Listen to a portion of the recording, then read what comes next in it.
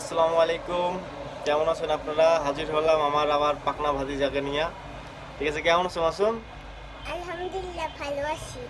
তুমি আমাকে সকালবেলা ঘুম থেকে ডাকার সময় কি বলছিলে আরেকবার বলো। উঠুন, জাগুন, শিয়ারি সময় হয়ে গেছে।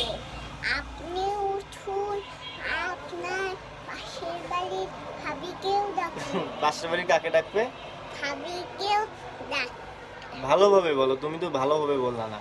উঠুন, ক্লিয়ার ভাবে বলো, জোরে বলো।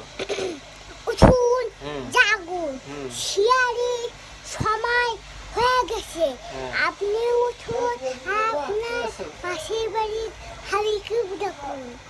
পাশের বাড়ি ভাবিকেও ডাকবে? শিওর?